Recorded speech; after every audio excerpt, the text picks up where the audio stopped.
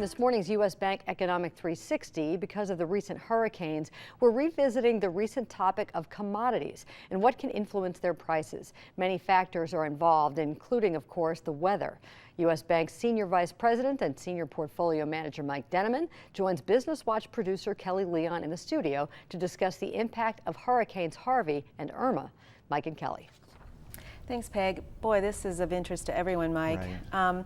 So let's just start to be clear. Again, define for us what a commodity is. Sure. So, yeah, as Peg said, this is something we talked about just a couple weeks ago, the concept of investing in commodities. Right. Again, they are assets, physical assets, agricultural based, for instance, like cattle or wheat. There are metals, energy minerals like oil or coal. So all of these are lumped into a broad category called commodities, which you can invest in. They have their own markets. They have prices that fluctuate.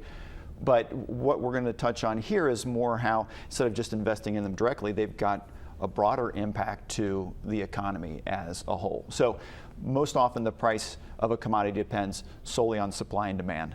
You know, on the demand side, if everybody wants what you've got, you can charge more. If nobody wants it, not so much.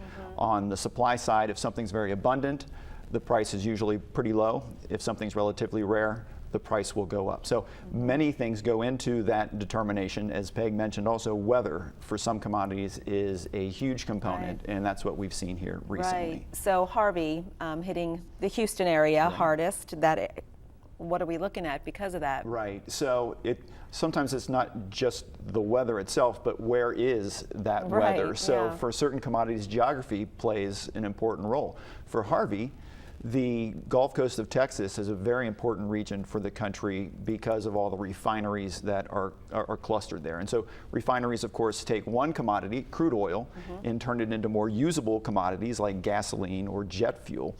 And so naturally, with the weather approaching, they go offline, they shut down, sometimes even damaged in the weather. And of course, the end result is lower supply of gasoline. So lower supply, higher price. And so true to form, we've seen gas prices spiking because of the commodity price. So again, weather impacting the economy. So Irma, same.